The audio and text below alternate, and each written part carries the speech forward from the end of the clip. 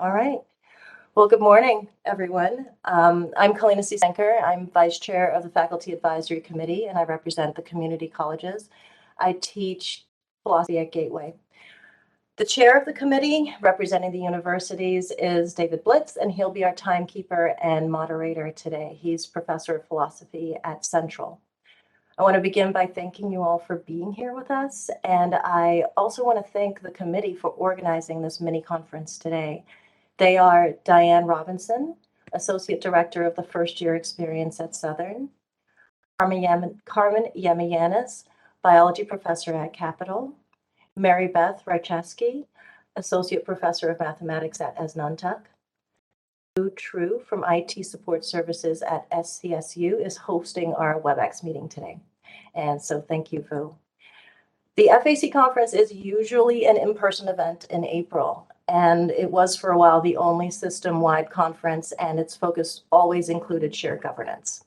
2 years ago, during the pandemic, we lost system funding for the conference, and we've been doing things a little differently ever since. Today is what we hope will be the beginning of a conversation that we intend to continue when we revive the full conference in April 2023. Every topic we cover today is going to be a work in progress. None of the stories is complete. You will be hearing from people who've been doing the work as faculty and staff in the system. They will confirm where we are now, though there's still quite a ways to go. On 2 of these topics, we've been cautioned by administrators at the system level who are afraid that our discussion of these topics will be mistaken for the official or final word on the issue. We don't think there's room for any such confusion. And in uncertain times like these, it's important that we check in, report progress, collect questions and concerns, and just connect. So that's what we'll do here. And lastly, I'd like to thank our presenters for being here today, and I'll hand it off to Carmen to introduce our first presenter. Carmen?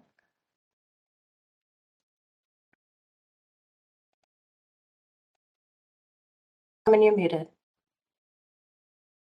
Thank you, Kalina. Sorry about this.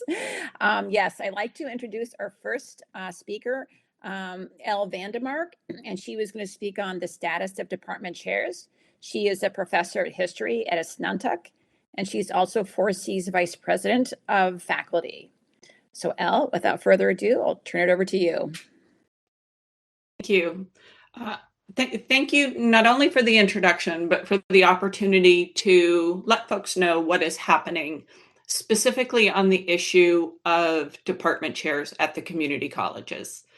At this time, I want to emphasize something that Kalina just said, and that is that this is an update at a point in time. So this will expire very quickly, but it will give you an opportunity to see what we've done and where we are. I will then attempt to answer some of the questions that were submitted. I will caution you that many of my responses will not be satisfactory. We don't have, because this is a work in progress, we don't have a lot of the answers that you're looking for. And I recognize that that feels uncertain, and it is, but let me get to some of what we have done, and then we'll move on to some of the questions. So we are currently, the unions, so the 4Cs is working with the other unions in with regard to department chairs, specifically AFT, to negotiate changes as a result of transitioning to Connecticut State. Some of those changes mandate impact bargaining. And we are currently involved in impact bargaining related to department chairs. What that means is we are officially negotiating the academic structure. You'll notice I'm trying to be very careful and cautious with my word choice. I want to say that at no point today am I speaking for or on behalf of management. This is strictly an update from the 4C's perspective. So we are currently engaged in impact bargaining, and we are advocating for the preservation of department chairs and implementation where necessary. Not all 12 community colleges use department chairs in the same way or even have department chairs. So in that regard, we are both advocating for the preservation of, but also the implementation of department chairs. When it comes to questions about things like responsibilities and duties of a department chair or the job description or how a department chair's responsibilities might intersect with something like ACME, we don't have answers related to those questions. What I can tell you is that we are fighting to preserve and implement department chairs. We are working with a group of faculty who have been solicited. We have solicited participation on a faculty organizing committee so that the 4Cs or AFT is not making decisions in a vacuum. We solicit participation from folks on every issue that is brought before us. So it's very much an interactive process that is informed by those people who have chosen to participate. Colina or Carmen, at this point, do you want me to try to start to address some of those questions that were submitted? Go if you can. I know that many of the questions submitted we don't have the answers yet, but if there's anything that you can think of that we might have, that'd be great. Okay. So I want to say that any of the questions that posited an outcome or a particular situation, we really don't have an update, or we can't respond to that because we are not at the end of this process. In fact, I would say that we are still very much at the beginning of this process. It is very dynamic. Impact bargaining is not happening just with the academic structure. It is happening with every person who worked at a individually accredited community college and is transitioning to Connecticut State University. So I think that can help provide the scope and the magnitude of the changes that we are trying to help, for lack of a better word, I'm going to say shepherd. We are actively discussing what it means to preserve department chairs and what those duties and responsibilities will look like at a community college. There was a question asked about program coordinators. Program coordinators will be part of the conversation, but we haven't gotten there yet. Right now, the plan and the structure of Connecticut State is of such great consequence and interest to everyone concerned that although we don't have specific information to share, we do attempt to share the progress that we're making through news bulletins with the 4Cs. That takes place in e-news. I don't know the structure of AFT, but they are also attempting to share the information. I will also acknowledge that we have become acutely aware that the rumor mill is rampant, and it is largely being driven by fear and a vacuum of information. And we are doing our best to communicate information that we have with the people who are participating. We would encourage anyone who has questions about this to find out who at your campus is participating and have those questions raised at the faculty organizing committee, because we are really attempting to allay fears to the degree that we can and provide accurate and reliable information. So I think that's the update. If folks have more questions, I'll do my best to answer those questions. Colina and Carmen, if you have additional questions, I'm happy to try to answer them for you. Yeah, I'm monitoring the chat to see if anyone has any specific questions. I guess one of the things is, maybe I missed this, but is this something where the system office has said, yes, we're going to have department chairs. Is that a for sure thing yet or no? So the way that we have managed, the way that this conversation unfolds is we submitted a proposal. We did that, a joint proposal, AFT and 4Cs. System office, really Connecticut State. And I have to say, one of the things that is becoming deeply problematic is the lack of a way to refer with certainty to a group of people, right? So right now we can talk about the board, we can talk about Connecticut State, we sometimes say system office, other times we say 61 Woodland. I think I've missed something because I can usually name five different organizations, and we're never really quite sure who we're talking to.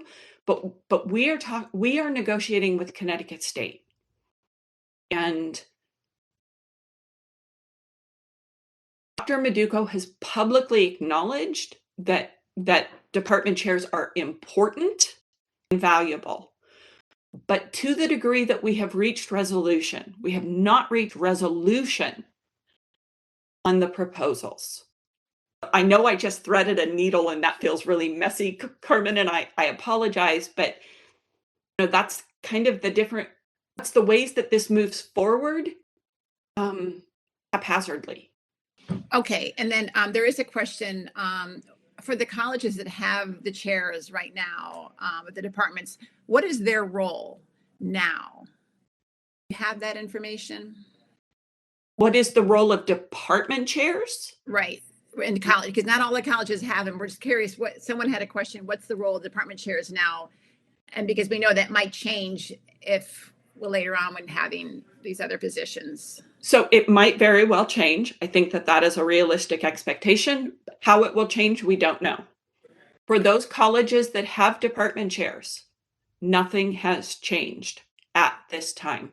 You should continue to operate and expect things to continue until we reach agreement. Right. And then I someone else had a question, and what's the distinction between department chairs and program coordinators? Will be the one of the same, or hopefully still two separate roles? I think you alluded to that. And with these department chair program coordinators, do we know yet whether they're going to be a faculty or staff or a management position? The 4Cs is committed to the preservation of department chairs as faculty positions. All right. And the program coordinators are kind of nested, and again, this varies by college, but generally speaking, program coordinators are nested under department chairs, and we expect to negotiate that, but we are not actively negotiating program coordinators at this time. Okay. All right. Thank you. And then someone had posted the role of department chairs right now is to organize discipline areas and manage these discipline areas, the budget, maintenance of facilities, the maintenance of technology equipment, maintenance of the faculty there. Yeah. Okay. So something that's really great about that description that you just gave, Carmen, is that's not what all department chairs do at all the colleges. Yes. One of the things that makes this really an extraordinary task is that every college uses department chairs differently. So because of that, because every college manages and uses department chairs differently, there's no single answer that answers any question. The person who's at Nuntuck will understand the information I just gave very differently from the person at Capitol or Manchester or Gateway.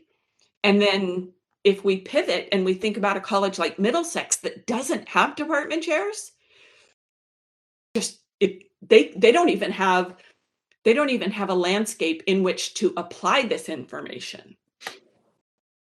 It's really hard, and we know that, and we are understanding the differences the longer we talk about and negotiate this. All right. And then I had another question. Someone had, if they begin asking me to do things related to my role as coordinator for the next year, should they say no? I'm not going to answer that question because I don't know how to answer that question. Okay. I wouldn't say no. I would ask more questions. And I think that stipulating a response until we have reached some kind of agreement or understanding is a perfectly reasonable response right now. Yeah. All right. Yeah. Thank you, Elle. And I think the nice thing about this is how we have conversation, and these questions can maybe then also be forwarded to management and have them consider the questions that people might have here. So that, and this is one of the reasons why we're having this conference. So, any other questions? All right. I know it's not terribly satisfying, folks. One thing we want everyone to know is that the unions are working together, and we are advocating specifically on the issue of department chairs. We are advocating and working to preserve and implement where necessary. Okay. And we would encourage you to learn who from your institution is working with the faculty organizing committee, and touch base with them, because that's going to be a way to squelch the rumor mill and really make sure that the information that you have is current, and that will allay fears to the degree that we can. Okay, now there are a couple more questions. One is, how did management respond to the union proposal on department chairs? That's one. They responded with a counter proposal, and we have not officially re-engaged since we received their counter proposal. We have had some off the record conversations, and off the record conversations are sometimes a really good way to clarify misunderstandings or reach mutual agreement on definitions or expectations, but we haven't responded to their counter proposal yet. Okay, all right. And then one other question here, you might know about discipline councils. They says, what about the 50 or so discipline councils that are pushing with discipline coordinators? What would discipline coordinators do? Is that similar to the program coordinator?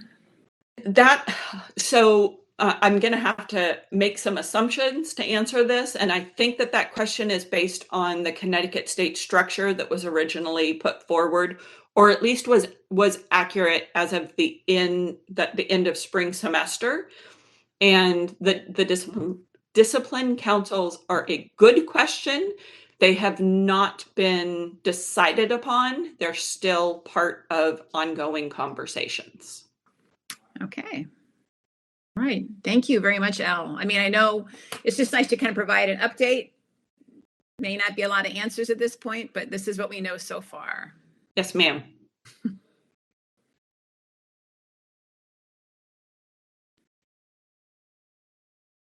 Nina, is there anything you want to mention here? Oh, thank you. Thank you all. And yes, Carmen, you'll be introducing our next speaker also. Yeah. Okay. Thank you. Thank you very much, Elle, for your important work in the area of department chairs. Next, I'd like to introduce Amanda Sweeney. She's professor of math at Gateway Community College in the first year studies department, a furious defender of math phobics, a co-chair of the Connecticut Math Advisory Council, co-chair lead of ACME subgroups, placement education and technical pathways. She is a past president of MADICON, which is the Mathematical Association of two-year colleges in Connecticut. And she's not representative of the current core ACME committee at this point. So without further ado, I'd like to introduce Amanda to speak about the status of ACME as she knows it at this point in time. Thank you. So I'm going to try to share. I just want to be clear. I can only speak about math. I'm completely siloed in that. And so I did get the list of questions, and anything that was related to English, I had to just ignore because I literally know nothing. It's so out of my wheelhouse. I did try to answer the questions in my, oh, it says I can't share yet. Can someone co-host? Try now, Amanda. I just changed you to presenter. Says no. It says I have to make you you have to No. make me a, Yeah. oh, here we go. That we just went through. Okay. Here we go. I tried to incorporate some of the questions that came through into the slide deck, but they sort of gave me a feel that we needed to go back before we go forward. And I think it's really important because we are at a critical juncture in the state where we need help as far as math, because math is in every program. And unlike English, it's not the same math in every program. And so it's far more complicated and complex because, English 101 is the same for everybody. Not to say that that's easy, but, we are in a position where we're going to need some help. So I thought I would go backwards before I go forwards. And hopefully that will give you some framework to approach us and help us. But I come with caution because I'm only speaking from my perspective related to math.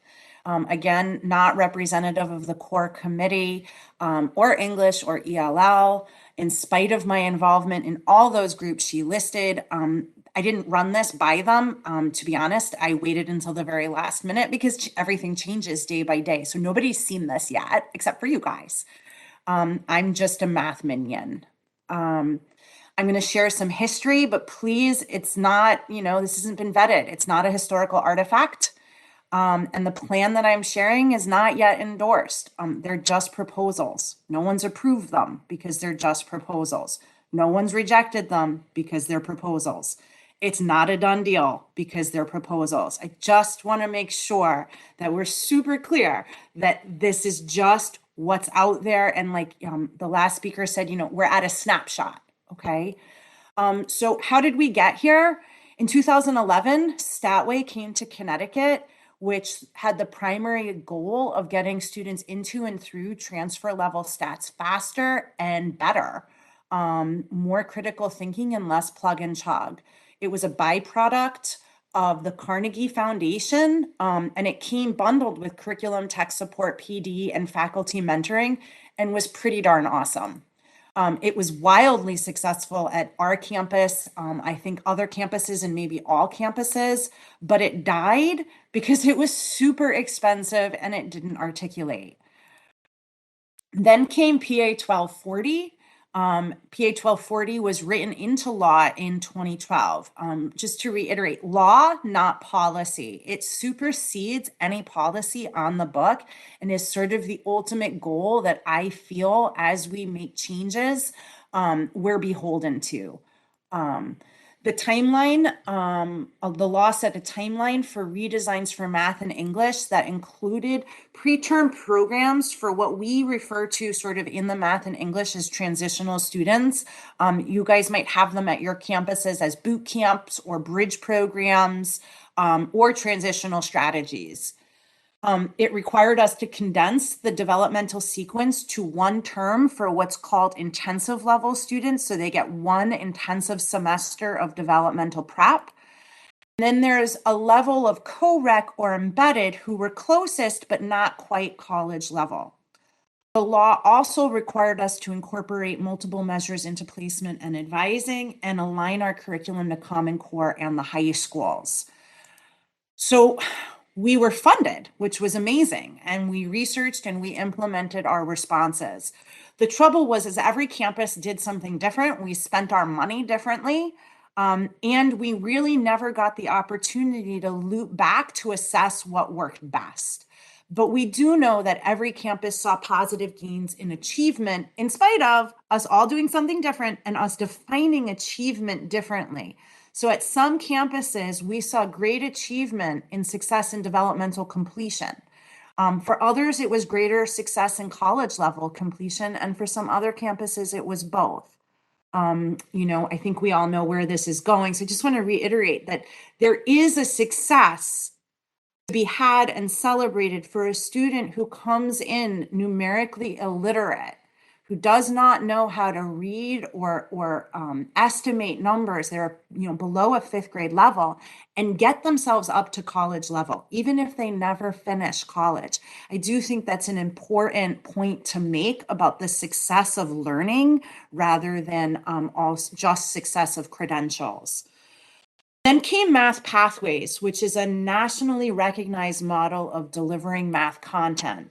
In this model, students identify a goal course and they take the shortest sequence of courses to get there.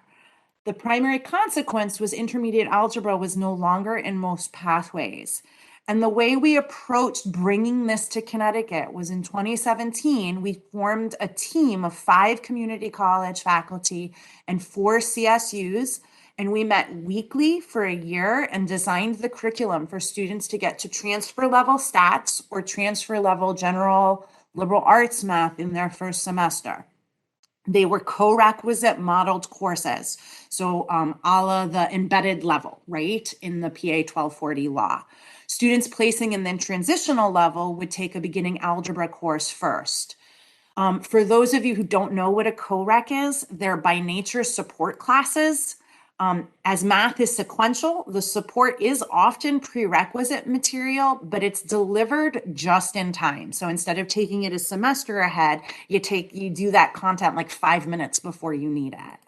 And the topics are directly aligned in the co-rec to the college level. Students typically register for 2 classes. That is the proposal that we have out there now, support and college level, and faculty are paid for 2 courses. So it's a 6 credit commitment split over 2 CRNs for faculty and students. After we did all that design work, we pitched it to leadership, whoever that was at the time. Certainly none of them are there now. We presented to the CC faculty, to the CSU faculty, and to our own campuses, and the result was epic failure. What went wrong was leadership did not like 6 credits where half of it was developmental. That still left students potentially taking 6 credits of developmental coursework.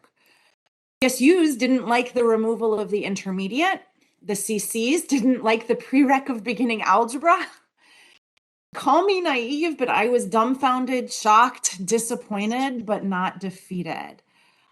As part of our summary, we requested System Office to bring guiding support from thought partners, either the Dana Center or Complete College America, which we used both of their resources as we developed our pitch that failed, basically.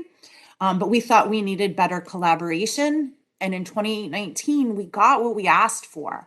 System Office signed a contract with the Dana Center to help us dream, design, and deploy math pathways. The first task was to figure out what we want and what we need, and it was pretty big. It took us more than a year to organize research and brainstorm, but in May of 2019, we sent our proposal, which included 15 key tasks deployed over 5 phases. This is going to be really small for you to see, but this is what we sent System Office: a phase 1, a phase 2, a phase 3, a phase 4, and a phase 5 that kept us in compliance with the law, but drove us towards getting the students to their transfer level math faster, and keeping them out of courses that really didn't feed their programmatic needs. And hopefully you guys can share my slide deck so that you'd be able to see this more clearly on your own. So System Office had this and they sat on it. And a year later, we got a response that was not exactly what we asked for. The response was the ACME policy. The policy includes mandating a placement process called guided self-placement, a call for the removal of intermediate algebra outside of calculus, the calculus pathway, which gets, just for lingo's sake, is sometimes called the college algebra pathway and sometimes called the calculus pathway. They're the same. The structure of co-recs is mandated in the policy that no grades or attendance can be required in the support class, which is kind of terrifying. And that all students take a co-rec or a standalone college level course. What that means is the abolishment of standalone developmental. It actually mandates that transitional supports run concurrent with the co-rec, which is actually counter to the law that is on the books since 2012. It also mandates that all students register for math and English in the first 24 credits. It mandates an articulation degree to the CSUs, which is uncomfortable because it's a policy for the community colleges. And generally, articulation is determined by the receiving institution, not the sending institution. So this is sort of outside of the scope of what we were asking for. We were hoping to form a team and work together.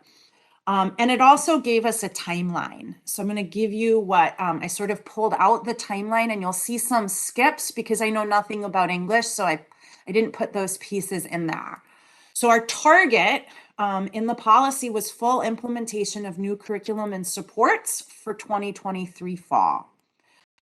They outlined that in spring of 21, teams would be formed and, release times would be gained. And that happened. We formed, at least on math. Again, I can't speak to English or the other areas, but we formed teams with subgroup leads, of which I've been on since the inception. We have a full-time person getting a full release for math to spearhead the whole organization of all our work. They dictated that a PD team be formed to design and deliver professional development for the courses and the support courses have been ready by fall of 21. That's not done yet. That we determined the number of pathways.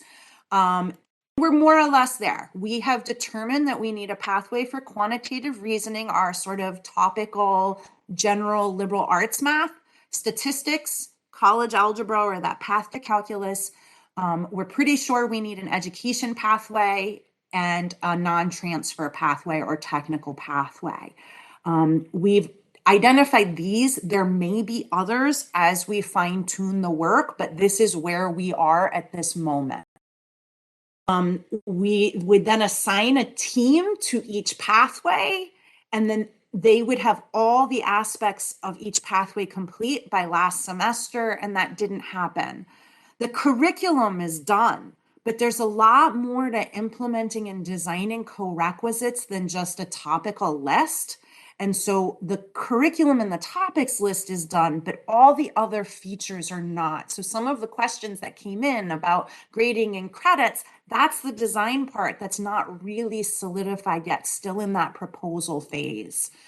A transitional design team was to have been formed where all design aspects to be completed by the end of spring 22.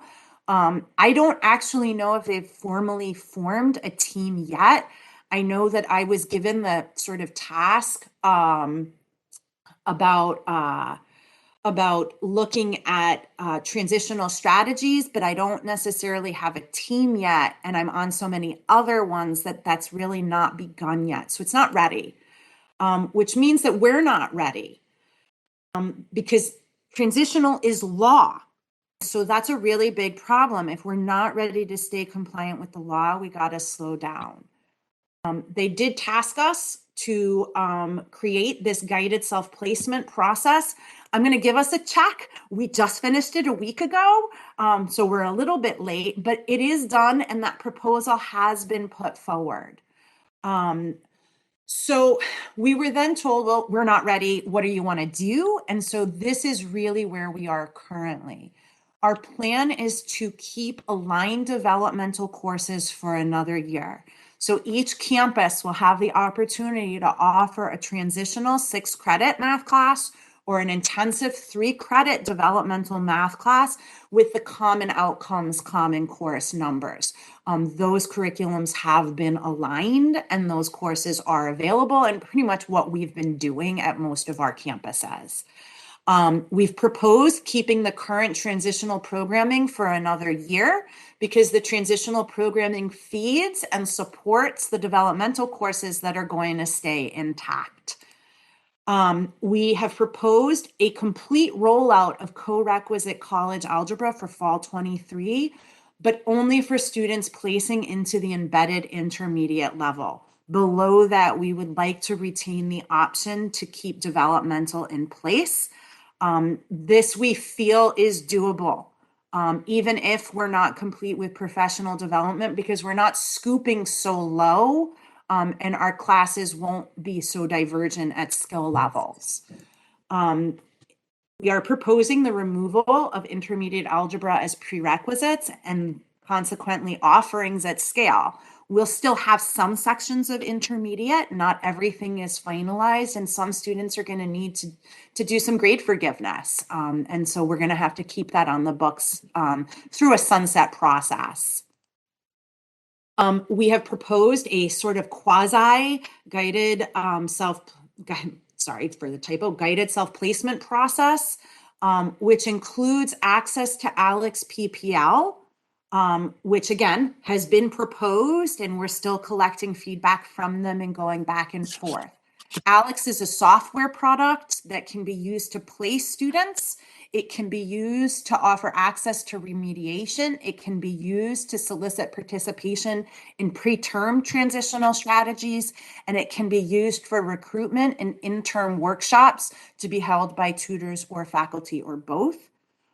The current proposal advocates for this to be funded by System Office and to not have any cost passed to the students, since we are able to channel some funding that would have gone to AccuPlacer and transitional softwares to this product now.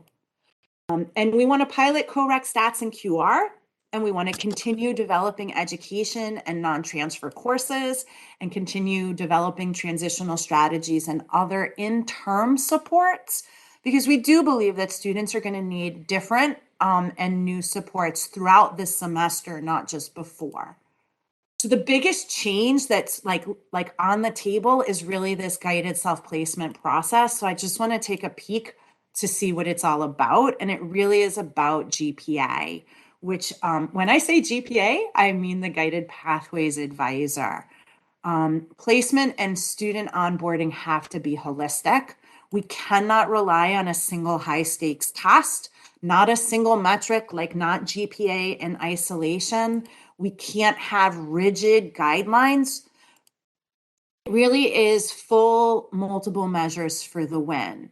But to do this, we really need to get these 150 Guided Pathways advisors trained, because without rigid guidelines, they're going to need to be adept at making and helping the students make judgment calls and synthesizing various amounts of information to help the students make informed decisions.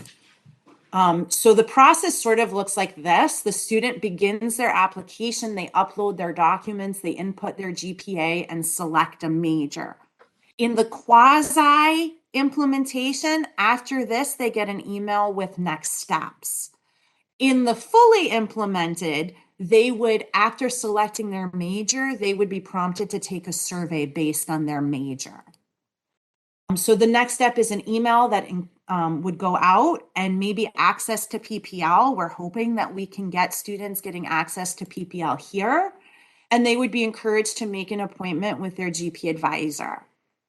The chart that we've sent up has a very, very narrow band. And again, hopefully you'll get this in the PowerPoint so that you can see this, where initial placements can be done to a very small group of courses based on GPA, but that we're recommending or requiring multiple measures for all of the levels, so that the Guided Pathways advisor has to look at something beyond just GPA for math. Again, I'm not speaking for English. Should this proposal be approved, we will have scores for each band for SAT, ACT, PPL, And once the full guided self-placement process gets deployed, we will have a standardized questionnaire that will be electronically provided to the students. So at the advising, for a student whose actual grade point average and other measures align to the same placement, obviously we register them into that placement, but we believe the student should begin remediating at home regardless, refresh themselves. For students whose grade point average and other measures don't align, the advisor needs to refer to the Q&A guide before making their recommendation. This in the sort of next year is going to be somewhat fluid. We're not going to see consistency of what's in that Q&A guide across campuses. Some campuses are farther ahead, and if they are, certainly don't go backwards so that we can all do the same. So there's going to be some flexibility in what this guide looks like.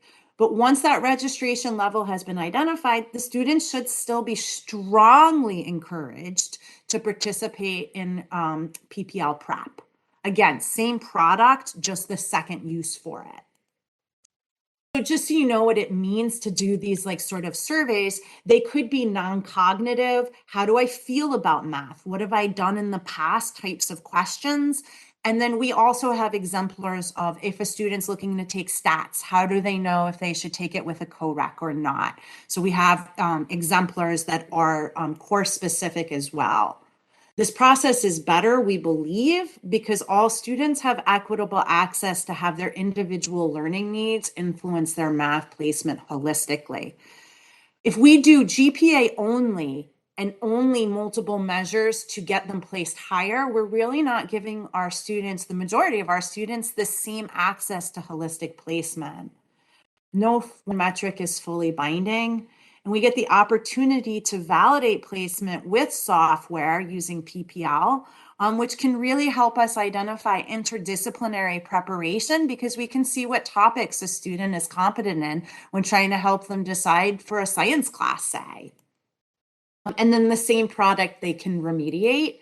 And again, that recruitment and again, this sort of proposal on the books dovetails with the full deployment, which we've been assured will happen no later than 2024 for full automated guided self-placement to go in. Then we have an ask. What do we need from you guys as our faculty, colleagues across the state and school systems? First of all, we need love. This has been tremendously long and hard and riddled with fighting, really fighting. And it's been treacherous because we're not all on the same side. And so, whoever you talk to, at least in math, share some love because we really didn't ultimately get what we want, but it did come from a push towards what we want. The really big concrete ask is that we really need each of the program people. So if you're in a program, let's say psych, we need you to get all the psych program coordinators across the state together and meet to talk about math for your program. Please invite us if you need help. Yes, we're overworked, but yes, we will come. We really feel it's important for the conversations that maybe should have happened in phase one to happen now, even though it's a little bit later in the game. We had asked each program to amend their program for math for CT State as a whole to a new course. For some programs, that might have been just a new number, right? If you're engineering, you're still Calc 1, but we just wanted you to change the form to the new number by October 14th. But clearly the communication was a little bit confused because we only received about 50 out of 298. We received more responses, but they were from the same disciplines and they weren't always the same.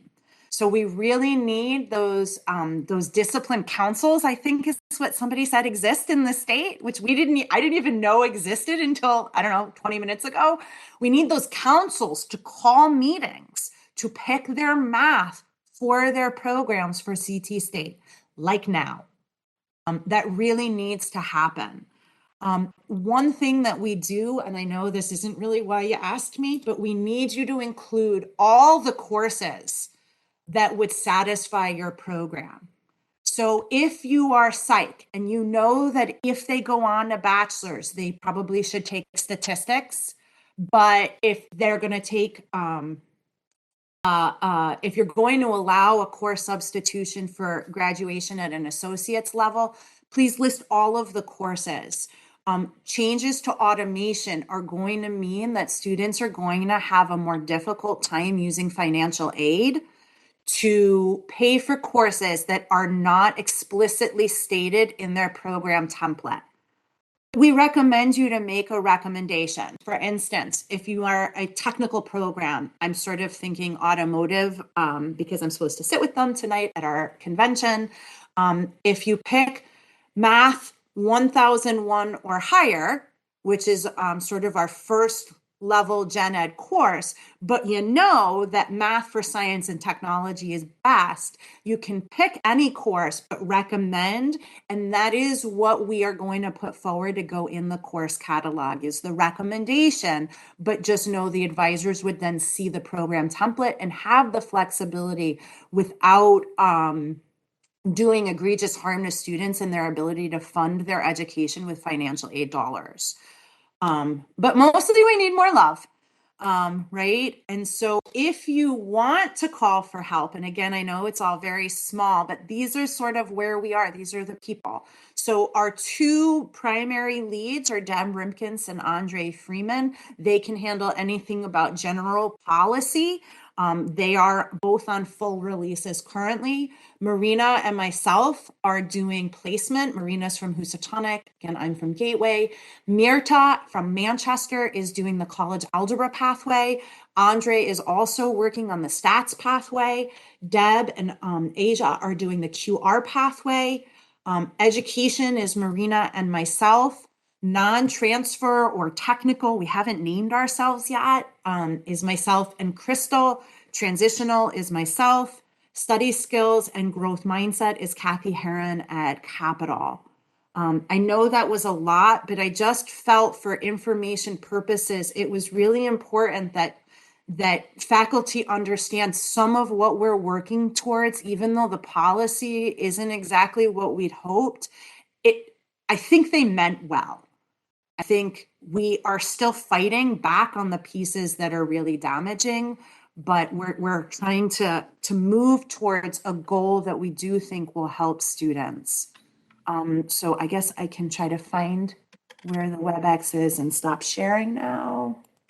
Okay, thank you, Amanda. There are a couple comments in the chat, and I just want to say thank you very much for that. It was a very informative slideshow, and we'll figure out a way to make this accessible because I would like to have a copy of that. I really appreciate that. There was a comment saying, in order for these things to happen that you're recommending and that need to go forward, that we have to have a meaningful governance structure for this to happen. Yeah. Yeah. Noted. Yeah. Like we know this, like we're doing the work and we have nowhere to put it, right? Exactly. Because we don't have, but like, I don't know, like just math for me. So I'm still doing the work and I'm hoping other people figure that out and make it work because, big deals. Okay. Yes. And the other one was, and you might have kind of answered this question. Someone said, so what about nursing? Some of the nursing departments aren't happy with the selection of statistics. So I think that they should definitely call a meeting of all the nursing coordinators and invite some of us, one of us, all of us, whatever you guys want. Again, we are just at the proposal phase. We had health careers as a pathway for a long time, but like 2 days ago, I heard nursing pick stats, so I thought it was solved. Again, everything is a proposal. So if the nursing faculty are not happy, they definitely should call a meeting. Okay. All right. Okay. Yeah. I mean, that you kind of mentioned that you need to get program coordinators together and agree on this. So that makes sense then. All right. I think that's it. I just really enjoyed that. It was so informative. I really appreciate that. And there was so much stuff there that I think many of us had no idea what is known so far, where we're at, and what is unknown. So I appreciate that. If we don't have any more questions, we can turn it over to the next speaker.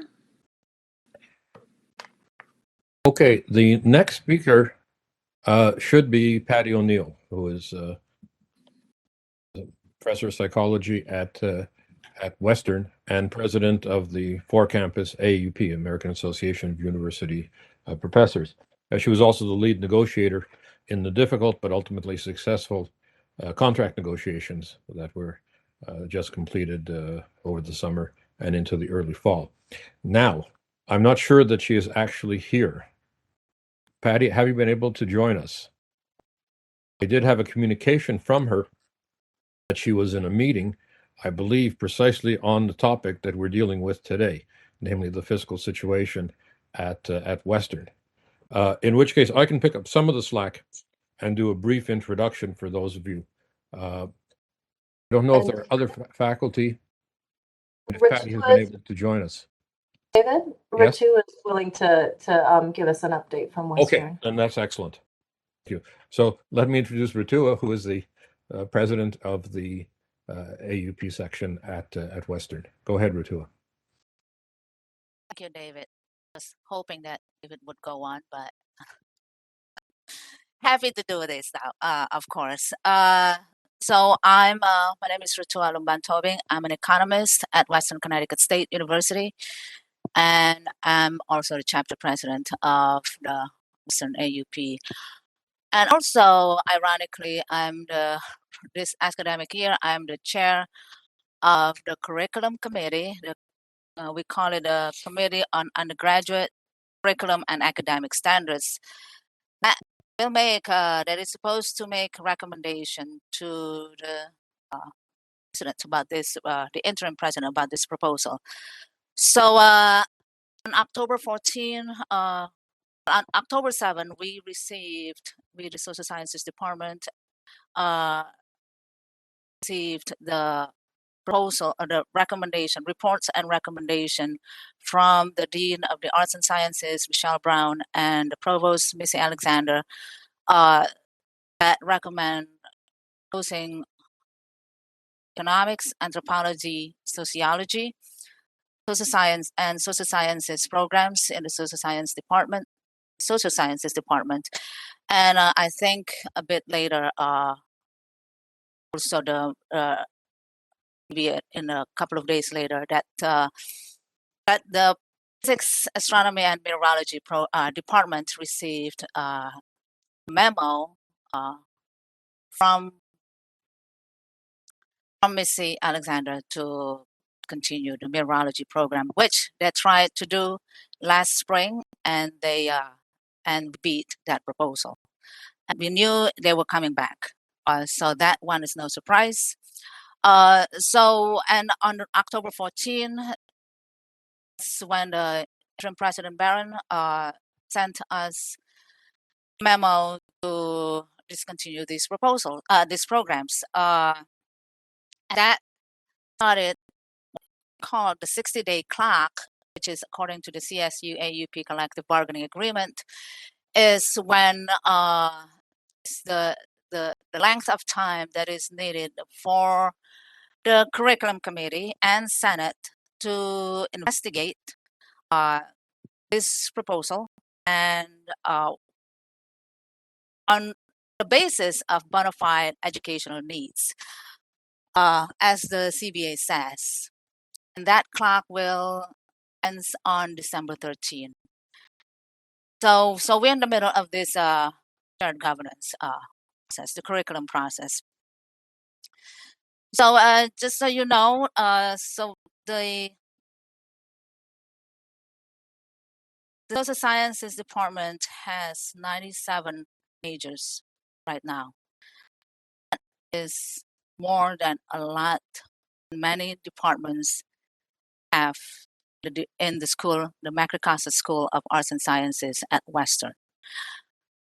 That is, we have 5 distinct disciplines, and we actually also have geography, but we lost our geographer several years ago, and it was never, the line is never filled.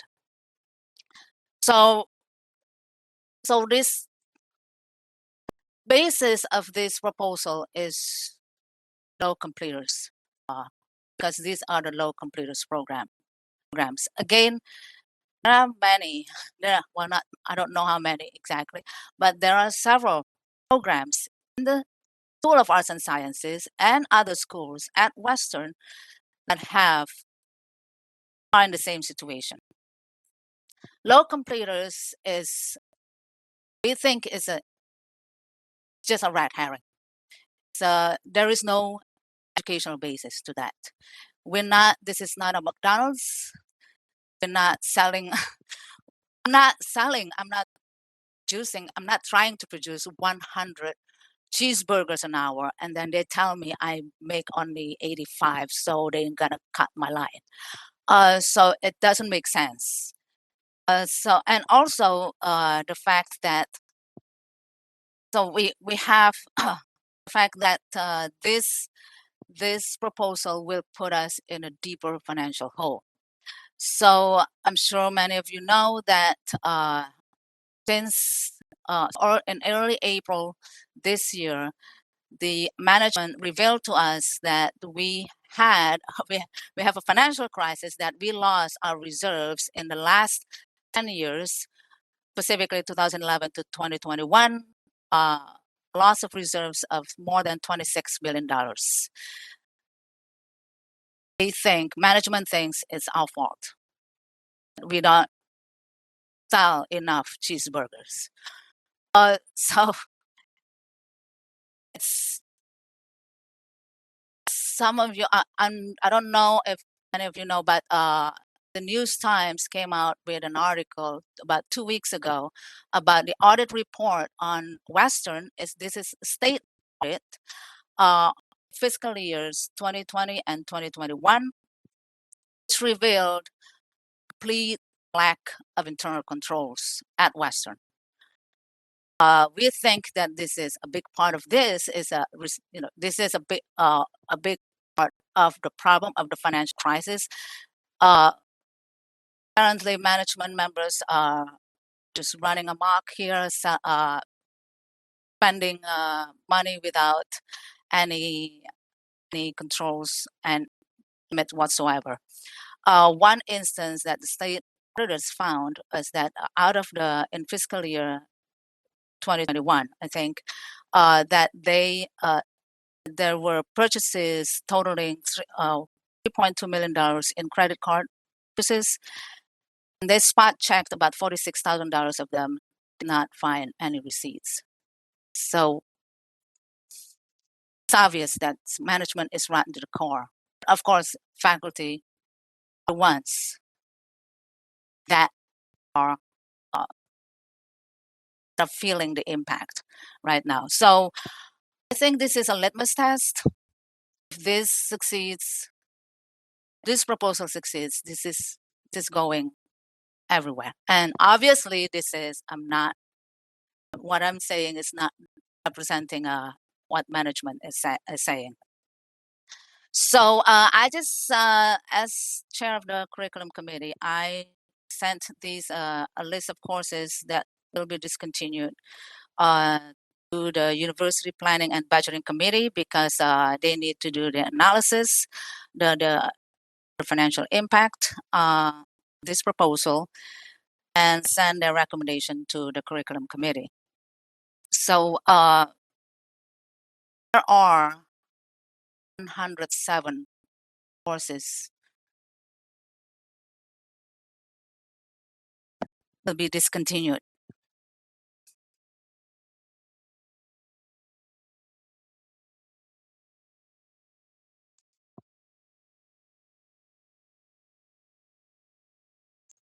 I'm sorry.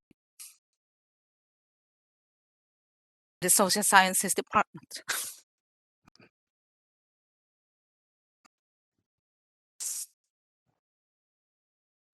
And also there are 36 courses in physics astronomy and meteorology department to discontinue it. Instead, using Article 520 in the LCBA, because they said there will be no involuntary separation of faculty, because if there is such a thing, then this proposal cannot continue. Obviously, they're wrong. So, well, they can't fire us, not right now.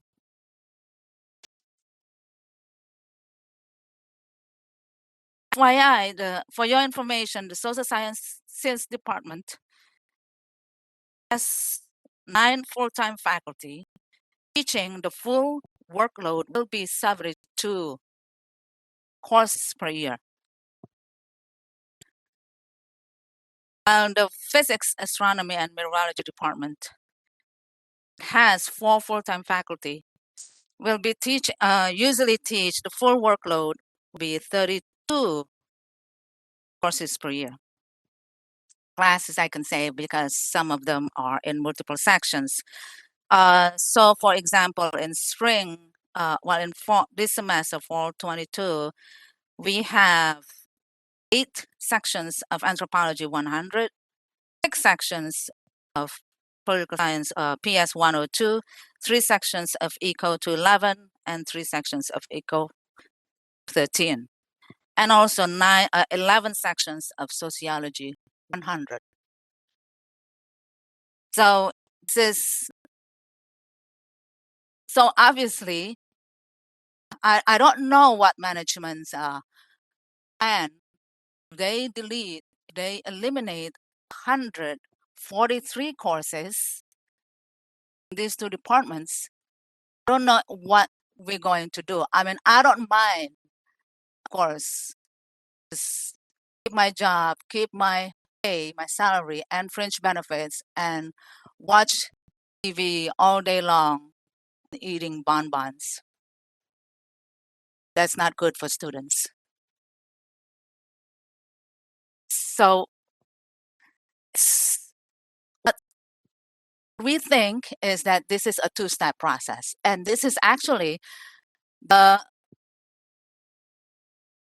Terence Chang, in his memo to all university presidents and Maduko, and also the president of Charter Oak State College, clearly said in his memo, Terence Chang clearly said in his memo that in bullet point number 1, first bullet point, that what he wants to see is academic programs prioritization, and if necessary, declare financial exigency.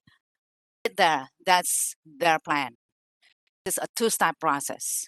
The first step is to eliminate programs with low completers, which will put us in a deeper financial hole. We have done the cost-benefit analysis, and we will present it at the University Planning and Budgeting Committee meeting next week. Our cost, the full-time cost, is going to stay the same. The cost of adjuncts is a savings, and it's about $200,000 a year. Whatever little stream of revenues, I hate to use that for higher ed institution, but whatever little stream of revenues that these 2 departments generate will be gone. You don't have to do the numbers. No, the result is this will put Western in a deeper financial hole, and then they will declare financial exigency. And when they declare financial exigency, financial emergency, crisis, whatever you want to call it, that's in again, the CSUAUP CBA, Article 17, retrenchment, that will result in then everyone is fair game. It means, and actually the article says, those faculty with no programs will go first. So clearly this proposal is to weaken CSUAUP. Because we know, unfortunately, our adjuncts are usually making very little with no job security, which means not talk back. So when all the full-time faculty been eliminated, then they're going to invite all the adjuncts back. But adjuncts don't talk back. So this will greatly weaken, and potentially destroy CSU-AUP. One other thing I want to mention is this proposal also potentially violates the TAP agreement between the community colleges and CSUs. Where will community college students go if they want to major in economics or meteorology, anthropology, sociology? Where are they going to go if they want to, if they're living here in the western part of Connecticut? We can't do that to our students.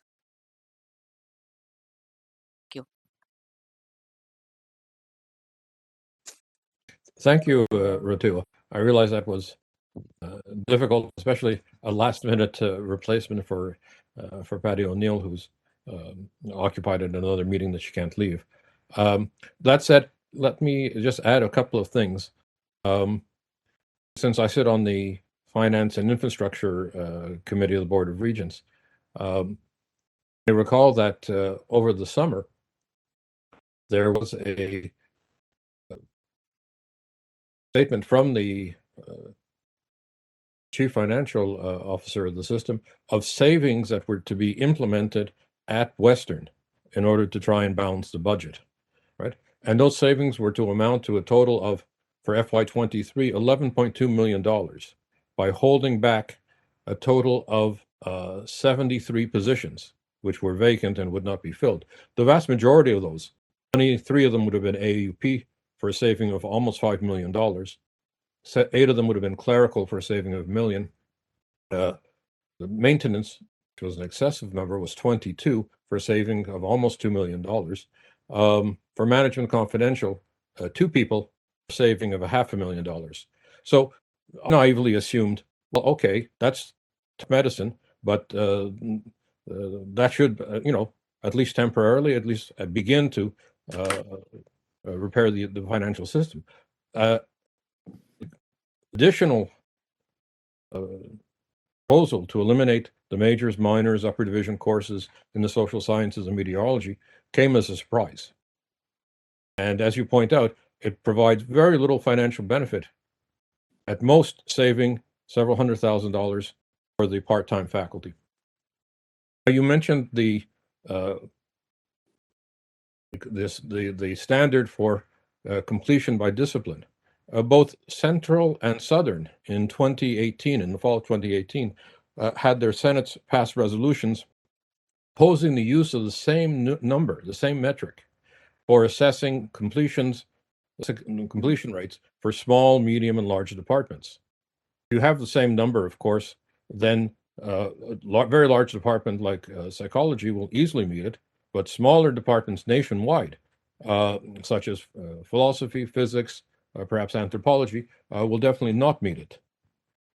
And I should add one more thing, that the CCSU Senate at its last meeting on Monday passed a motion of support for the Western faculty. And let me just read it quickly. The CCSU Senate supports the social sciences and meteorology faculty at Western in their effort to protect and promote needed majors, minors, and upper division courses in their disciplines. The CCSU Senate reiterates its opposition to a single criterion for low enrollment independent of national statistics on small, medium, and large departments.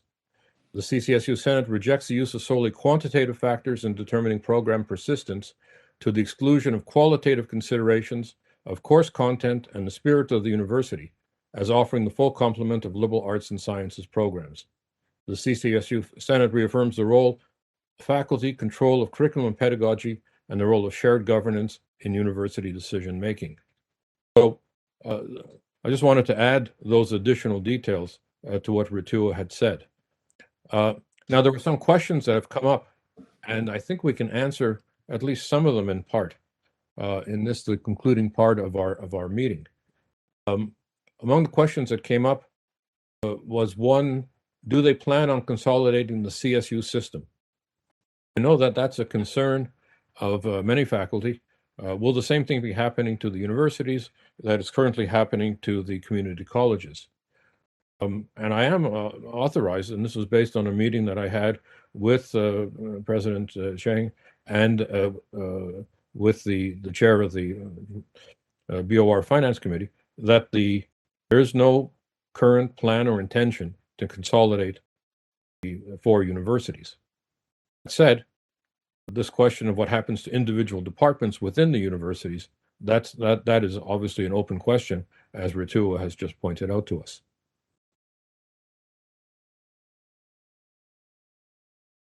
Of other questions that are here, I don't know if Ritua, you want to answer any further questions that people may have in the chat room? I'm sorry, what are the questions right now? Oh, Okay, let me see if I can just get to them. I wonder if my screen is not.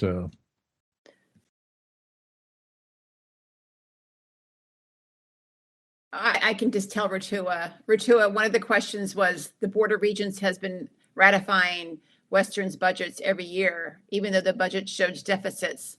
How do they justify that or blame it on faculty? can't. Okay. It's right, and I've brought this up everywhere.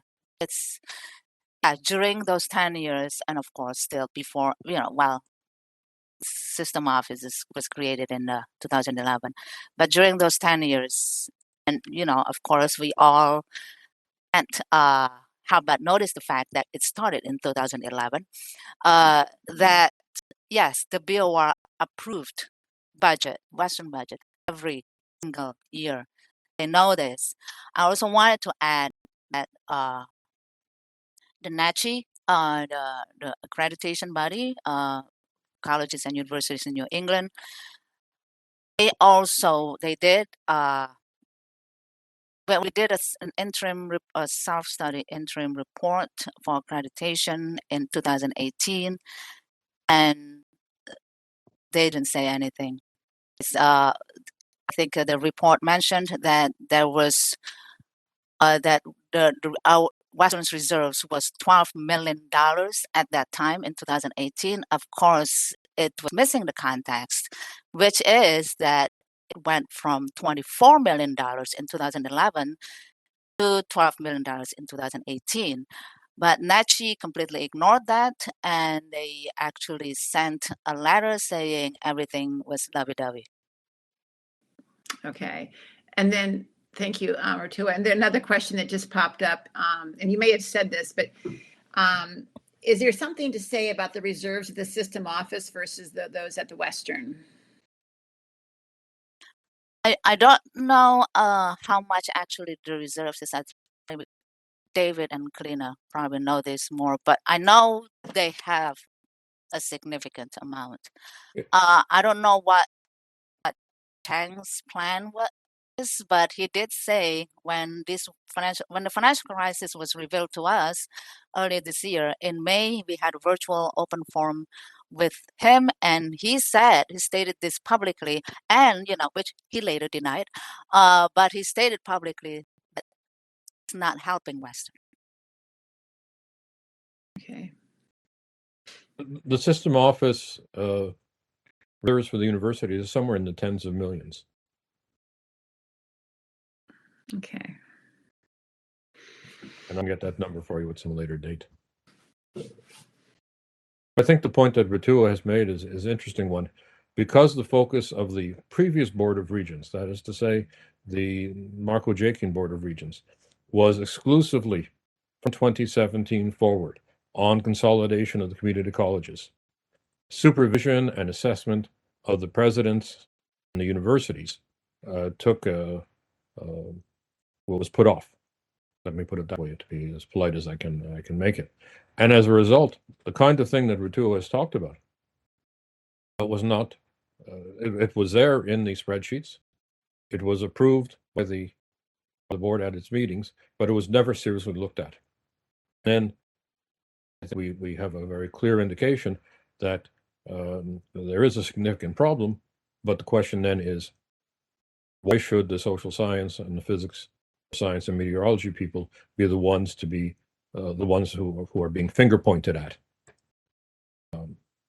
That's the obvious question here, particularly since there is next to no financial gain and probably a financial loss if some students decide not to go to Western because those programs are not being offered.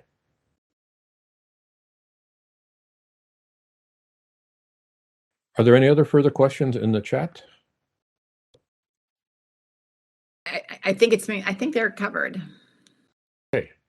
Well, in that case, I think we are drawing to the end of our meeting. We had planned for an hour and a half. It is now 12:20. That gives us an extra 10 minutes for lunch. But I do want to thank the organizers for this meeting. Mary Beth, Diane, Carmen, and Vu, the three presenters, and also all the attendees for making this a most informative session and perhaps a somewhat controversial one. But I think we have to deal with controversy and disagreement because that's the nature of the beast, as it were. There will certainly be a follow-up on all issues presented. The regularly scheduled monthly meeting, of which this was not a meeting, will be on November the 18th, Friday, November the 18th at 1 p.m., the first hour of which will be a joint session with the Board of Regents on full funding for public higher education in the state. I hope that many of you will join us again then via the live feed on YouTube, which hopefully will be working at that point. There have been significant changes in the leadership of the Connecticut State Colleges and University and the Board of Regents with a new president and chair, as well as numerous new members. And we hope to be able to present a common front to the governor and legislature on an agreed upon mechanism to achieve the needed full funding for public higher education in the state of Connecticut. So we'll say a lot more about that at the November 18th meeting, but we had nearly 150 participants today, and we're still at over 100 at this point. So we do hope that many of those people will be able to attend as well the meeting on the 18th. But with that, I guess we should conclude, and thank you all for your attendance. I'm stopping the recording now.